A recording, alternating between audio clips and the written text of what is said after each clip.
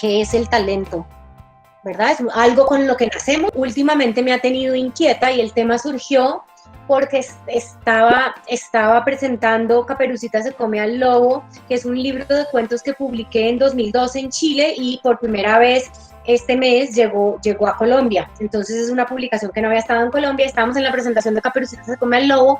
No recuerdo yo bien qué me preguntaron, pero hubo un momento en que yo dije, lo que pasa es que yo creo que yo no tengo talento, sino que yo tengo constancia. Y entonces yo empecé a preguntarme cómo fue como mi proceso de volverme escritora.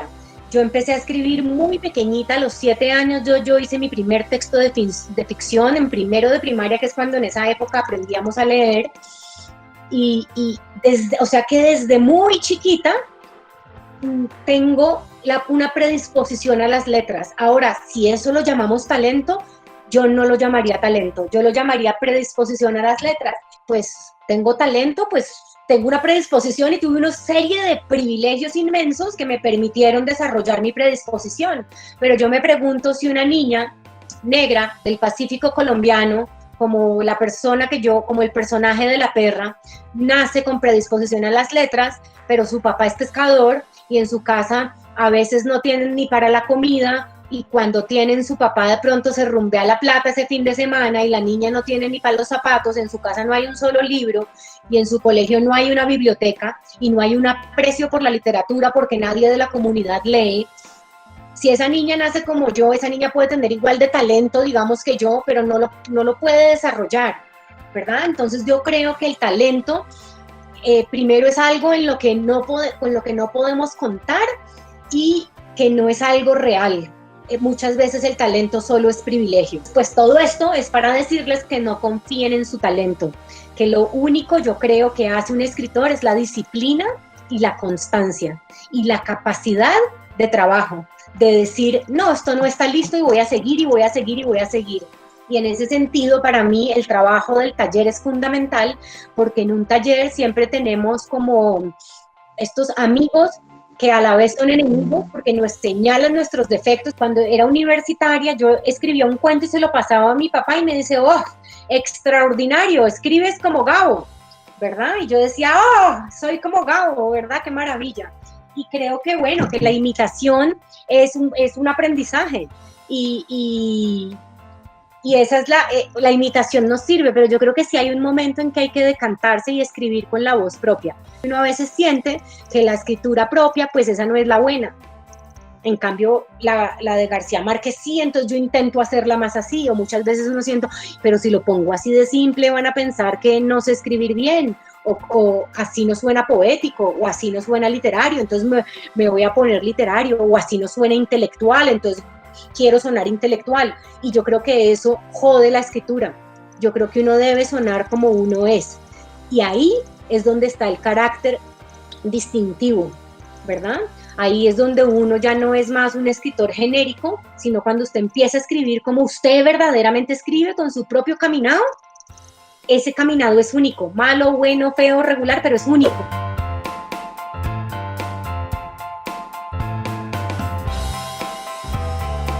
Yo tengo un mapa siempre escrito antes de empezar y creo que cuando no escribo el mapa me cuesta muchísimo más trabajo llegar a buen término la historia. Le decía Antonio, mi amigo, que había que escribir así, que había que empezar a escribir y dejarse llevar y al final devolverse y volver a empezar y volver a hacerla según lo que hemos descubierto por el camino. A mí me parece que es muy desgastante escribir así. Yo creo, y para mí es lo que me conviene, hay que saber para dónde voy y hay que tener un plan claro y seguirlo. A veces dejarse llevar y explorar, pero sí seguir el plan. Uno cree que sabe lo que va a escribir y uno lo escribe, pero de verdad encontrás lo que querés escribir escribiéndolo. Entonces solo cuando tenés un primer borrador, sabes lo que querías escribir.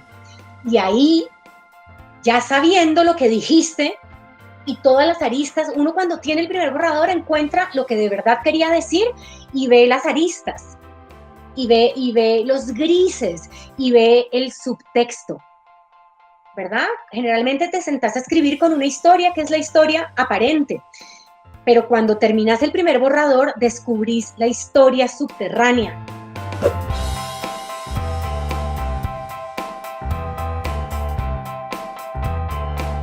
Uno siempre como escritor espera que va a publicar y va a ser genial y le va a ir súper bien, y entonces cada libro que publicas es un golpe en el que uno dice, juepucha, pues no me fue tan bien como yo hubiera querido, ¿verdad? Entonces La perra era mi quinto libro, 4 golpes duros en los que uno dice, bueno, no soy una genia, no soy García Márquez, en la que te das cuenta de tu incapacidad, de que no sos la gran escritora ni una premio Nobel de literatura, sino que sos normal. Con La perra, mi expectativa era gustarle a mis lectores que yo quiero, que son mis amigos, ¿verdad? Y si yo lograba eso, ya me daba por bien servida. Le gustó a mucha gente y para mí fue una gran sorpresa y muy positiva, ¿no? Porque tuvo lectores, ha tenido y sigue teniendo lectores.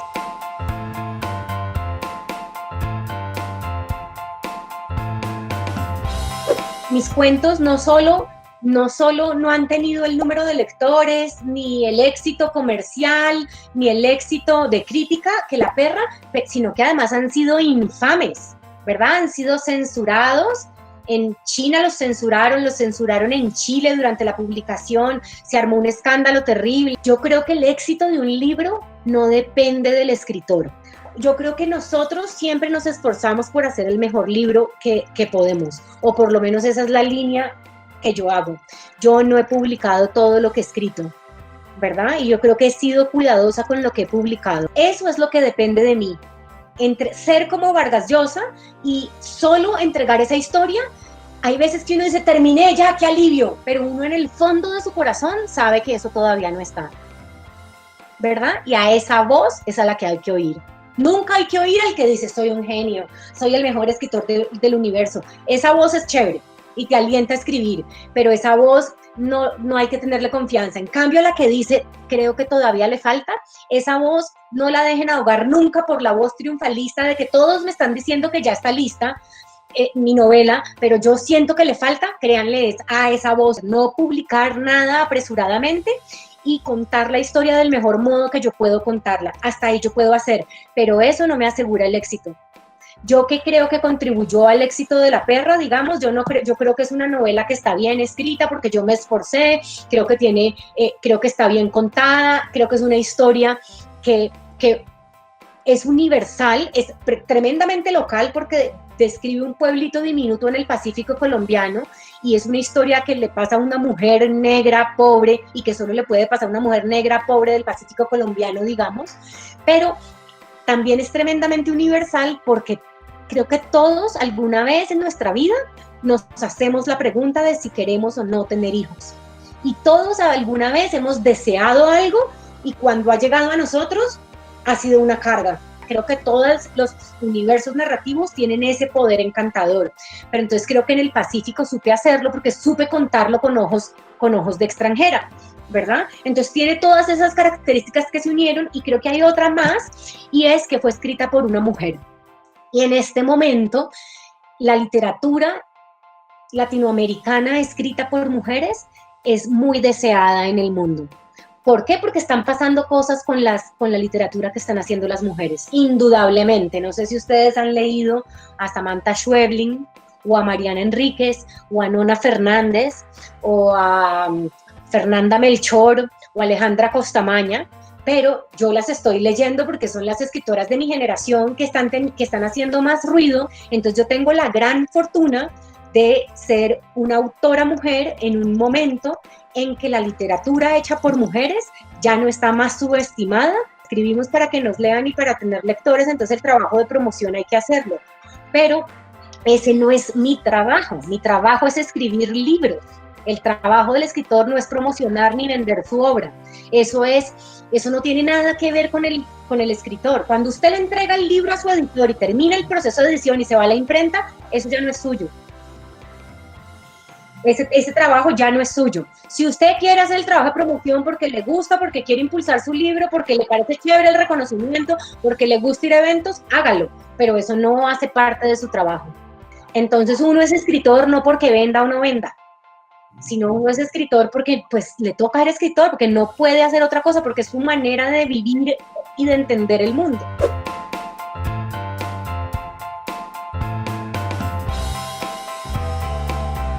Lo que yo he visto que ha pasado, digamos, con La Perra, yo no sé si la editorial los ha mandado o ellos han hecho la promoción por sí mismos. Ahora, por ejemplo, que saqué Caperucita se come al lobo, siempre que uno saca un libro con una editorial, ellos te dicen a quién se lo mandamos, y yo escojo unos nombres de periodistas o críticos literarios que quiero que se lo lean, ¿verdad? Generalmente. Entonces yo hice una lista de los personajes que me interesan que se lo lean. Nunca había un booktuber ni un instagramtuber o como se llamen, porque yo no conozco mucho de eso. Ahora, ¿yo qué pienso? Este es un país que no lee, ¿verdad? Y si esas personas están trayendo lectores nuevos que les llegan a unos jóvenes que nadie más les llega, porque es que los que leemos somos un grupo chiquitico y todos nos conocemos, ¿verdad? Está Relata, está el circuito en Bogotá, está el circuito en Medellín, está el de Cali, todos nos conocemos. Pero entonces, si esta gente está promocionando la literatura y logra que la gente lee, a mí me parece magnífico, ¿no? Y nosotros, ¿qué queremos? Pues yo, ¿qué quiero? Yo quiero poder vivir de mis libros y no tener que hacer otros trabajos, sino poder dedicarme solamente a escribir, y para eso tengo que vender.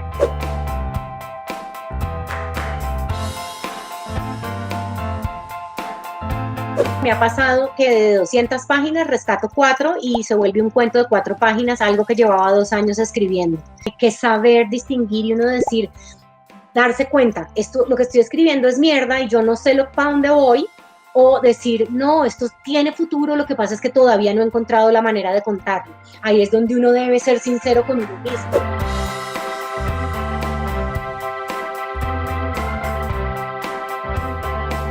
Bueno, yo les recomiendo a Samantha Schweblin.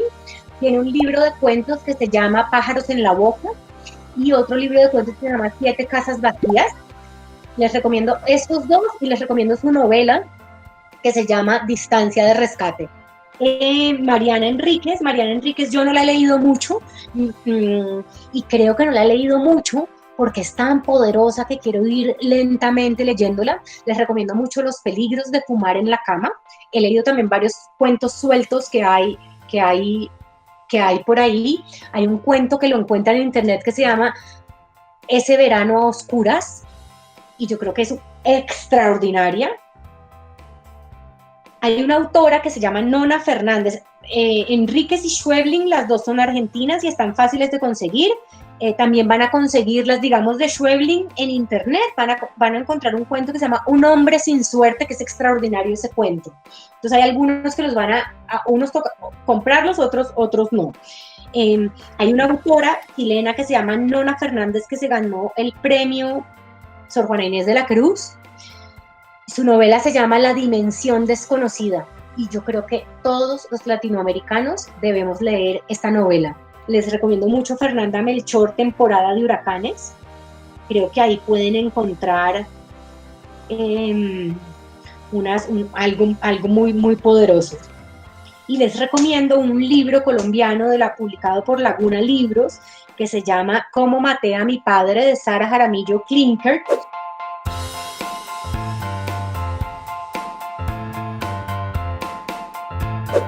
Esta mañana la encontré ahí, patas arriba, dijo doña Elodia señalando un lugar en la playa donde se juntaba la basura que el mar traía o desenterraba. Troncos, bolsas plásticas, botellas. ¿Envenenada? Yo creo. ¿Qué hicieron con ella? ¿La enterraron? Doña Elodia dijo que sí con la cabeza. Mis nietos. ¿Arriba en el cementerio? No, aquí nomás en la playa. Muchos perros del pueblo morían envenenados. Alguna gente decía que los mataban a posta, pero Damaris no podía creer que hubiera personas capaces de hacer algo así y pensaba que los perros se comían por error las carnadas con veneno que dejaban para las ratas, o a las ratas que estando envenenadas eran fáciles de cazar. Lo siento, dijo Damaris. Doña Elodia solo asintió. Había tenido esa perra mucho tiempo, una perra negra que se la pasaba echada junto al estadero y andaba detrás de ella para todos lados. la iglesia, la casa de la nuera, la tienda, el muelle. Debía estar muy triste, pero no lo mostraba. Dejó al cachorro que acababa de alimentar con una jeringa que llenaba con la leche de una taza y agarró otro. Había 10 y eran tan pequeños que no habían abierto los ojos. Tienen 6 días de nacidos, dijo doña Elodia. No van a sobrevivir. Ella había sido vieja desde que Damaris tenía memoria. Usaba unas gafas de vidrios gruesos que le agrandaban los ojos y era gorda de la cintura para abajo. Una persona de pocas palabras que se movía con lentitud y se mantenía tranquila hasta en los días más ocupados del estadero, cuando había borrachos y niños que corrían por entre las mesas. En cambio ahora se le notaba el agobio. ¿Por qué no los reparte?, dijo Damaris. Ya se llevaron uno, pero nadie quiere a los perros tan chiquitos. Como era temporada baja, en el estadero no había mesas, ni música, ni turistas, ni nada. Solo el espacio vacío, que ahora se veía enorme, con doña Elodia sentada en un banco y los 10 cachorros dentro de una caja de cartón. Damaris los miró con atención hasta que se decidió por uno. ¿Me puedo llevar ese?, dijo.